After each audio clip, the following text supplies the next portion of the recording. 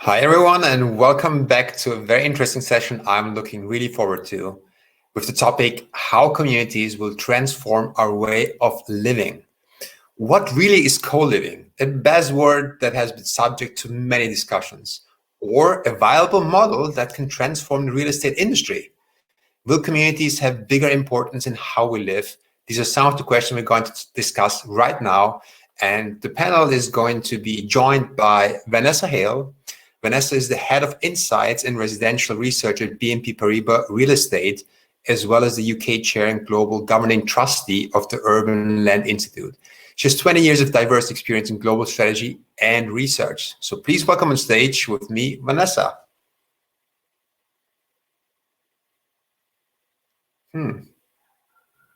Hello. Hi, Ken. How are you? Welcome. Also joining us is Max Rodman. Max is a real estate venture and angel investor with a passion for the co-living space. Max has worked across co-living and other residential platforms within Roundhill Capital, a global real estate investment asset manager. So please welcome on stage, Max. Hello. Max, thanks for joining. Hi. And last but not least, we will also be joined by Riccardo Tessaro. Riccardo is the founder and CEO of Gravity, a tech-enabled co-living brand creating a global community of young professionals offering beautifully designed living spaces, currently operating 3 co-living buildings in London. So please welcome on stage, Riccardo. Thank you, Ken. Hi, everyone. Hi, nice to have you on board. So are you ready for this? Think so. Yeah, and I hope our audience is ready. Please feel free to use the chat to chat among each other and with us, and use Slido if you have any questions for the panel or upvote any questions that have been asked. And so let's dive in. I want to start the first question, but I'm curious to get all of your takes, which is, how are communities transforming our living? Vanessa, you want to make a start? Sure. Thanks for that question. Nice big one to start us off. It's really interesting. I think, communities has an interesting definition. And when you probably look pre-COVID, I don't know how many people were really engaging in the conversation around communities. And I think that a kind of post-COVID response has been people seeking to have that connectivity, whether it's with groups of individuals for social activities or, sports or whatever it might be. It's always kind of been an innate thing, and it's come to the forefront, I think, more as people need to have that kind of mental health and well-being aspect, and communities as being, a major driver of being able to connect and not feel perhaps so isolated, especially in the environments that we've been in for the last 12 months. Okay, thank you. Riccardo, you want to go next? Yeah. So, I concur with what Vanessa said pretty much, but I would say, from our perspective, the main way that communities are transforming living are, the positive social impact that they have on living in general. The fact that it is a very sustainable way of living, effectively, because you can, communities will eventually share resources within buildings and within communities. And of course, it's also from a cost perspective, the living can be affected, as in a positive way, because by building a community, you build a brand, you create referrals, and there's more retention, and therefore the customer acquisition cost can go down, and you have this all cost benefits for the community itself and for everyone involved in the community. So that's what I would say is my take. Thank you. Max, what's your take? Come off mute here. Okay, I'll try to string this together. I think communities are transforming our living, of course, in the way that we think about private space and shared space. One of the main themes that comes up in co-living is trading private space for shared community space, and sort of in models that look like co-living. We've condensed people in our communities, from maybe the pub or other shared spaces into our buildings where we live. I also think that communities are transforming living in the way that people have cross-border communities, to the extent that post-COVID, people are much more mobile. This concept of remote working works. People that are working for tech companies like Spotify are no longer tied to one geography or another. And I think that it will start to, people will start to live in a way that's more closely tied to cross-border communities, i.e. sometime here, sometime there, a little bit more mobile, rather than necessarily tied to one place. And that obviously has implications for the way that leases are constructed, or the way that buildings are managed. Okay, and can I dive in here? So let's assume I'm a willing tenant who wants to be part of a community, which isn't too far-fetched, right? So what can I expect here? What are the reasons why I would want to join a community in the first place, as opposed to maybe the traditional model where I have one flatmate or live on my own, or like, what is driving me? I have an idea, and this is probably Riccardo's expertise more than anyone's. But I've always thought about it this way. When you meet somebody, and you meet them once, you're like, okay, I've met this person once, and then you meet them a second time out at a different place, kind of spontaneously, and you meet them a third time spontaneously somewhere else, and then you're like, we should be friends, right? Because we're clearly doing the same things. We're with the same people. We're interested in the same stuff, right? In the same places.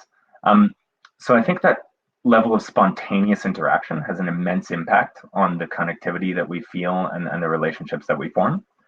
And a community-based living space, rather than just having a flatmate, provides much more opportunity for that kind of interaction.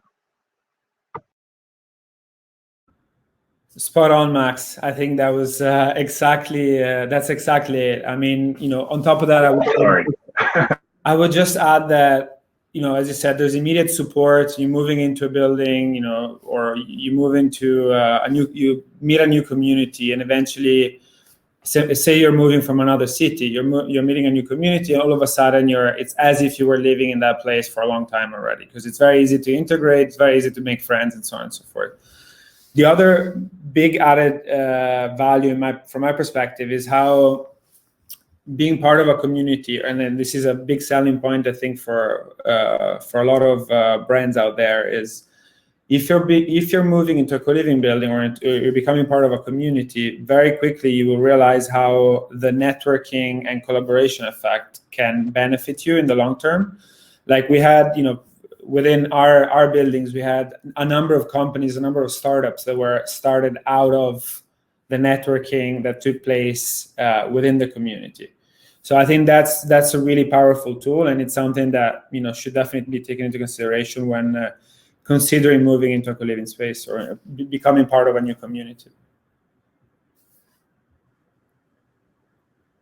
I don't know if I could add much more other than the fact I think it's human behavior, and ultimately I think we like to be with others, and I think it's an interesting one if I think about when the whole, I'm going to take a small tangent if I might, people going to the office, and I feel like that's like a curse word nowadays, but it's the same mentality of actually getting exposure to others and having that community building and learning from your colleagues, and I think you take it to the home environment, it's the same thing, and you're learning and you're getting comfortable and experiencing things with others, which I think more people prefer to do than doing on their own. Yeah, so I mean, if I can rephrase what I've heard from you in my own words, and also based on my younger self's experience back then as an exchange student, it almost sounds like that, you can now have the ability to live an exchange student's life as an adult who's not studying anymore, but have the same benefits of networking, connecting people, and doing all of the things that people do when they are part of a community. Would you kind of see that analogy is accurate? And if yes, I'm curious that what are the driving forces currently, besides what you talked about, that COVID now enables remote working? What else is driving this need from people wanting to be part of that? Would love to hear What do you think about that?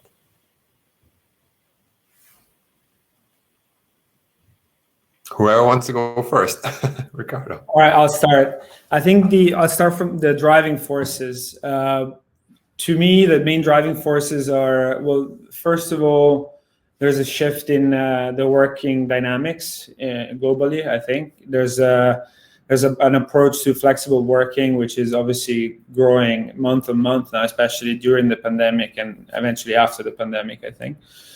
So that definitely leads to more demand for this type of solutions. I think affordability is always among the top drivers up there. Urbanization in general.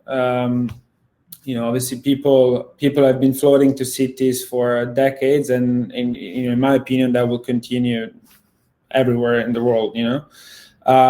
There's a massive epidemic in most urban areas, especially places like London, New York, Hong Kong, when it comes to social isolation or isolation in general. And I think this could be really a way to tackle this big issue is growing communities and growing co-living brands globally, and also I think people are in general craving more experience-led type of living rather than just signing up and getting an apartment and living in that apartment for a year and then moving out. They're really craving that experience, especially now, during and post-pandemic. I think it's, more true than ever before. I think I totally agree. A couple of other points. So generations that are coming into their 20s now, Gen Z and so on and so forth, I believe are much more wellness and kind of outwardly oriented than maybe generations before them, right? Like some impressive percentage of Gen Z doesn't drink, right? We've well established that community is good for people, loneliness is bad for people. But we haven't done much about it, or at least prior generations haven't done much about it. But I think this generation that's coming into the workforce now, which is like hugely concerned with the environment and hugely concerned with wellness, as much higher priorities than, say, personal wealth or whatever else there might be. I'm just stating my opinion. I believe there are data to support this, but I think it really supports this shift towards prioritizing community. I think the only thing I would add, and I probably fall in Max's camp as well, and this is just the viewpoint of the environmental aspect and the advantages of living in communities, but also playing, I suppose, to Riccardo's point on the affordability is also, there's a shortage of quality housing stock, and nobody really wants to live in a dump. And so actually being able to pull resources and live in something that's actually nice. Which does go to that affordability measure, I think, is another driver. So I'd like to add one more thing. This is more in terms of the actual type of contracts that are being currently offered to young professionals. We mainly work with young professionals. That's our target demographic. But what we realize is that there's a lot of offering in residential, even though the quality may not be there, or like long-term contracts. It's very easy to sign a 12-month contract in most cities. There's a lot of offering in hospitality, service apartment, Airbnb, hotels, and so on.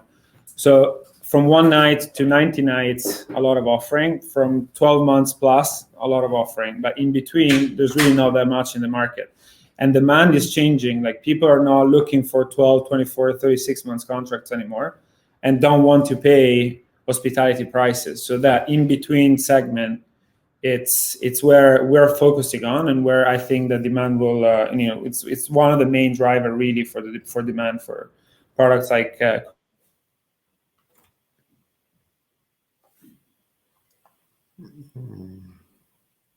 Riccardo,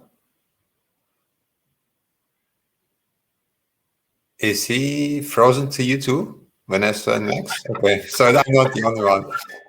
Riccardo, if you can hear us, maybe you want to try rejoining and hope it works and hope your Wi-Fi works. It was a very interesting thread that we were Curious to learn more, but let's have you back in a bit.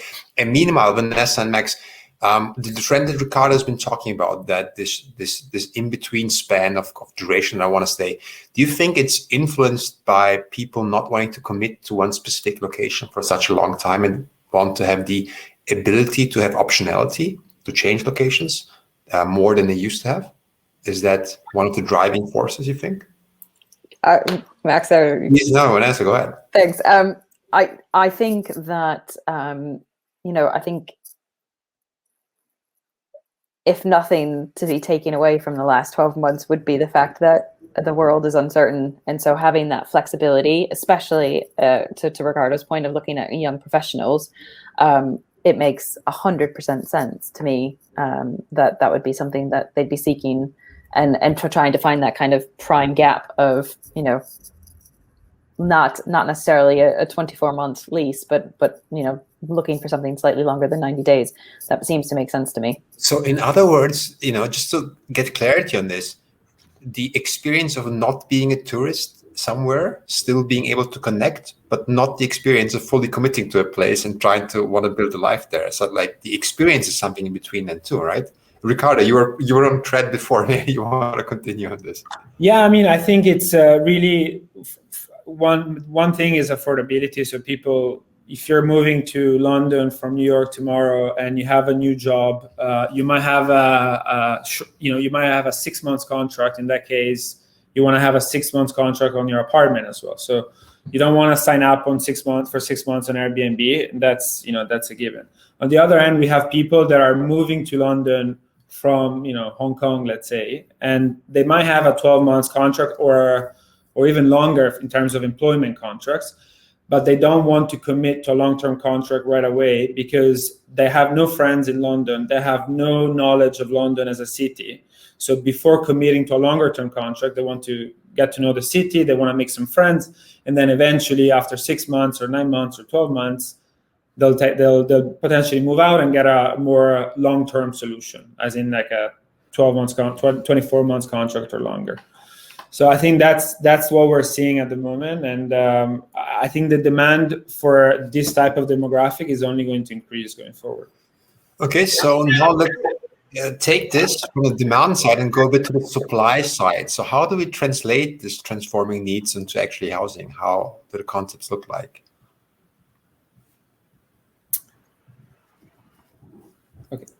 Okay, I'll jump in then. We have what we think here is that product is obviously very important, and there's a lot of talks about purpose-built co-living, which obviously is great, and we actually have two purpose-built co-living in our portfolio at the moment.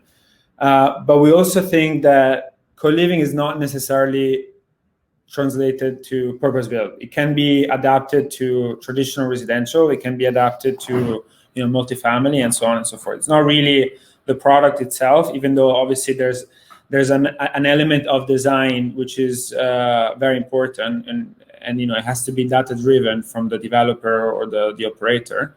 But it's more how you operate that building and the type of services you offer, the type of complementary service, non-complementary service, the type of contracts you offer. That's really, to me, the differentiator factor. Okay, maybe Max and Vanessa, do you see certain kind of services embedded as in a community-enabled living that are crucial, or that you see in the market as trends currently?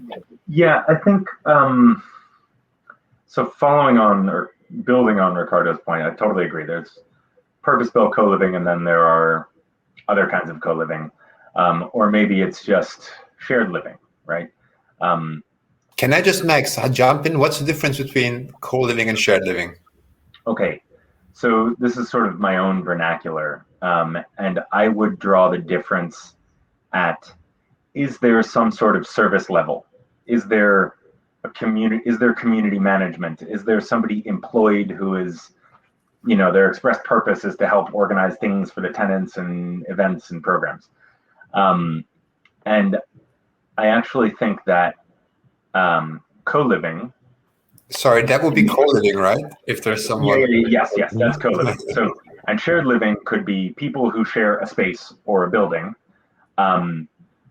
without active management, right? And so things that are important for either, to answer the original question, are it probably has to be furnished. The tenant journey has to be tech enabled and really easy, right? We need to start making long-term rentals, at least 6 months plus, as easy as renting an Airbnb. Those are the things that I think people will start demanding, and then if it's furnished and designed, that design has to be nice, right? Yeah. And interestingly, I think that co-living, as it were, with the community management is sometimes at odds with one of its main principles, which is affordability, because in a way, the tenants through their rent have to pay for that community manager's salary. And I think in certain circumstances it works, and in other circumstances, the operational load of co-living actually ends up increasing the cost of co-living to the point that it's no longer affordable. So I think it's a really interesting question that will continue to shake out, as we see the space grow. Yeah, I'd love to hear, Vanessa, before we get to you, but I'd love to hear Riccardo's point to this, who mentioned that affordability is actually one of the drivers to make it possible. How do you see the duality of the trends working with each other? Yeah, so I agree with most things Max said. I would say when we look at affordability for co-living, I mean, when you look at long-term contracts and compare a long-term contract within a co-living building versus a traditional residential building with no co-living management, then yes, the affordability might be, the price might be similar or roughly, could be slightly higher as well. But what I think we need to bear in mind is that the world is changing. Demand for property and accommodation is changing. And as I said earlier, people are not, at least our target demographic, is not necessarily looking for long-term solutions, as in 12 months plus. Most of our target demographic is looking for 9 months, 8 months, 6 months, and so on and so forth. And when you fall within that category and within this, segment, let's say, then we are very affordable, because the other option you have as a tenant or as a customer is to go, if you don't want to sign up on a long-term contract as a 12 months plus contract, is to go hospitality, which obviously comes at a completely different price, and at that point that makes us very affordable. So if you look for a 8 months tenancy today in London, or even 9 months tenancy today in London, it's very likely that our pricing will be very affordable compared to anything else you find in the market. Obviously, the same goes for 3 months, 6 months, and so on. Okay, was a nice reframing there, Vanessa. I would love to hear your thoughts too. Riccardo's the expert from that standpoint, but I was going to say something, I suppose, somewhat similar in the fact that, affordability and that peace of mind element that comes in as well, and sometimes willing to pay for, especially if you're new to a place and you're only going to be there for, say, 6-9 months, that peace of mind, everything's taken care of, you're going to get some community activities. I'd also think that there's an element of that flexible working, being able to have the facilities to kind of work from that location. All of those elements, it gets outweighed by the fact that, if you were going to go and do a hospitality stay for 9 months, it's affordable in the context of what your other options might be. Yeah. That's it. Can I just, because it was one of the questions, it perfectly ties in here, which is how do we value community real estate? So from what you said, Vanessa, is that it sounds like a premium willingness to be paid for these additional services, right? And where can I position myself maybe as someone who's thinking about to implement these concepts of how to price this, how to value this? Max, if you want to share your point, please go ahead. I have a separate point just to continue the debate, because I think it's a fascinating debate. Like, a Mercedes is super affordable if you compare it with a McLaren, but what about the people who can only afford a Toyota, right? So how do we bring co-living out of the premium sphere, because that's where it often actually sits? What is the average salary that you need to afford your average co-living in London if you work backwards to a third of disposable income? And I guarantee you it's probably not very close to the average salary of the city. So from a real estate perspective, I think what's fascinating is how do you start to approach real estate and repositioning and the existing supply in a way that addresses the Toyota people, to continue to use the same analogy. Any opinions on that question? It's an interesting, it is a conundrum, and I think I know Max, probably you guys have been looking at this for a while as well. As I think it's challenging, and in major cities, for example, like London, it's really difficult to get the pricing to stack up on especially say a purpose-built co-living. It makes it very difficult to justify it, that you end up with then a mainstream or mid-market affordable priced product. It does end up having to have that kind of price premium, but that's Riccardo's the operator, so maybe he should answer. Yeah, and maybe if I can add to that tangent we just went on to is and just briefly, where do you actually see community living products thriving? Are we talking about cities like London that we talk about, or are we talking about urban centers, high streets, or more remote, like people going to get together on Bali or on islands? What's the guess here? I have a guess. I think it's where planning systems permit co-living development or repositioning without the excess risk of a planning process, right? And this changes the dynamics of an investment entirely, such that if some way or another you can fit within something that's already existing, and the risk of a development is lower, therefore the return requirements are lower, and you can start to drop pricing towards those Toyota people. I think that co-living for the masses will be really difficult in the UK and Europe until planning catches up.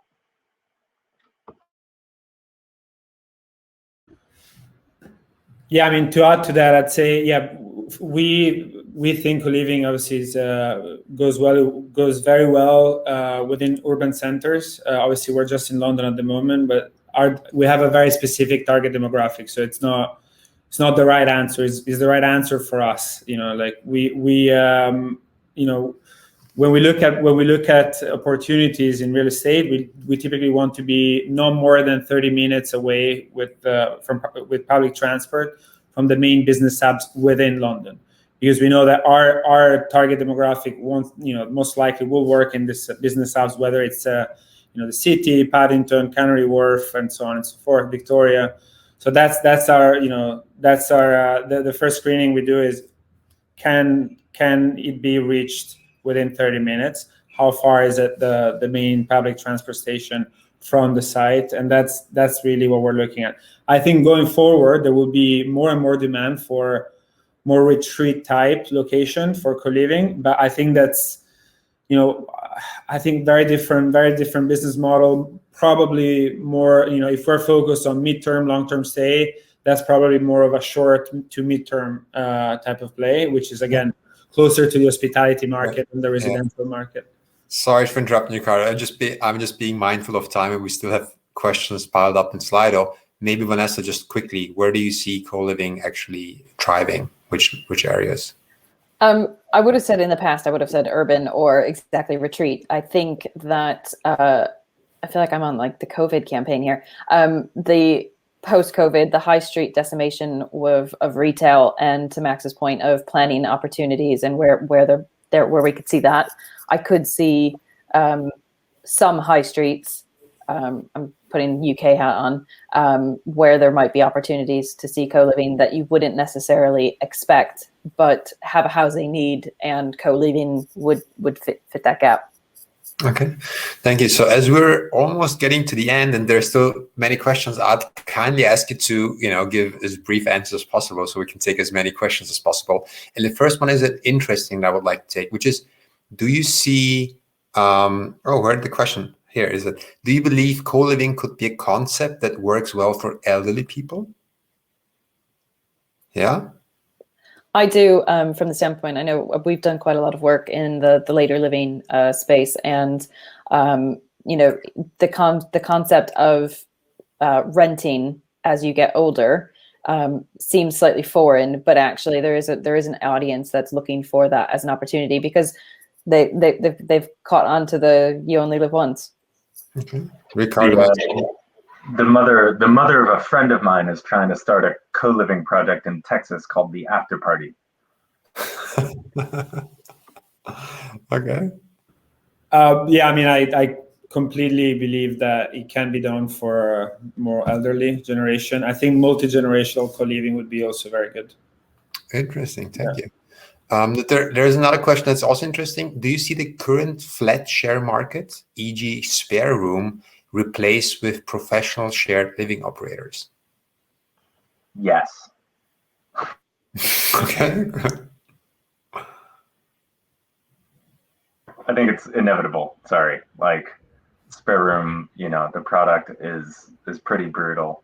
And maybe this is one of those models where people can start to take those kinds of assets and professionalize them, institutionalize them, introduce a user experience that is, eventually good for the landlords and the tenants.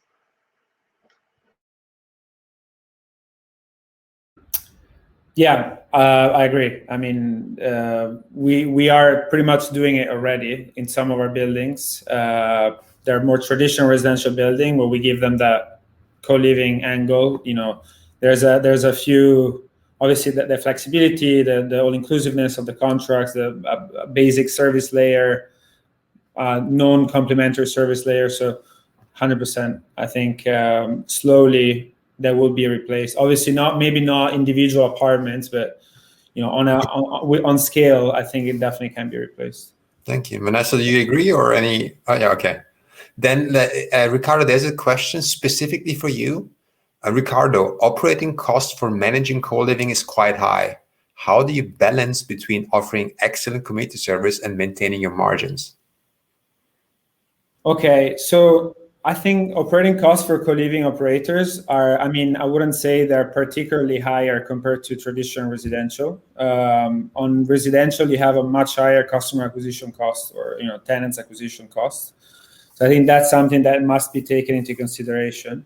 Also, while building a brand and building a co-living community, you can benefit by having a lot of retention, a lot of referrals, which is more brand oriented. So yeah, I think operating, I can give you ballpark figures in terms of operating figures. Just briefly, please. Yeah. I would say, roughly speaking, operating costs for co-living is about 10% to 15%, 10 to 20% higher compared to traditional residential. Then, of course, it's not like everyone does it the same way, but that's how we're doing it, and okay. There's many different ways to do it. Thank you. Vanessa, we have 2 minutes left. What else would you like to add to this debate that you feel is missing? I think just the probably the biggest thing for me would be the fact that co-living does have a space in the wide cycle of housing, and it's it's a missing, I think, part of the cycle of life in how we live, and it's an important one that I think we'll continue to be exploring and having conversations on. And if you look ahead, a little briefly, the next decade ahead of us, how strongly do you feel that will be? I think for the points that were raised earlier of affordability and the environment and the lack of housing stock, and like I said, really having that mixed tenure as an offer, I think it's going to grow. I hate to put a number to things in that sense, but I would say, 10 years ago when I moved to this country, build to rent, i.e. multifamily, didn't exist in any way, shape or form. And I would say we are just starting to get to a scale. So if that's a comparable, we might be fine, a similar trajectory for co-living as we did with build to rent. Okay, thank you. Max, any last words from your side? Sorry, I realized I was on mute. Yeah, I think it's really. I'm excited about the space. I've been excited about co-living for a long time. I've been surprised that it hasn't scaled like we thought it would 5 years ago. To my earlier comment, I think that's largely due to planning. And talking about COVID-relating changes, one of the big things we've seen come out of this is rapid changes to planning. So maybe this is the kick in the butt that the planning system needed for this to finally take off. Talking about planning, if I just can add one more question here, and please feel free to volunteer who feels best equipped to answer, because we don't have much time, unfortunately. But what are planning implications on short-term lets? How easy is it to convert existing planning use to short-term lets? I mean, short-term lets would typically have to fall within a hotel or a service department use class. And so you'd either have to be buying something that's already that, or where, you know, the local council deems that they need more hotel rooms, right? It's super hard to take away residential. What may be possible, and I don't know enough about this, is turning retail, right? There's a big movement to allow people to change defunct retail into more useful stuff like residential, and maybe it's possible to move it into short lets, but I don't know if there's an easy highway to that answer. There may be, but I haven't seen it yet. I would love to continue this conversation with all of you. Unfortunately, we're out of time, so I have to close, sadly, but I really appreciate all the insights you provided us. Thank you very much, Vanessa, Riccardo, and Max, for joining this panel, and wish you all a fantastic afternoon, or on the evening, actually. And for the audience, our next session will be a panel on the decade of prop tech and why now is a good time. See you later. Bye.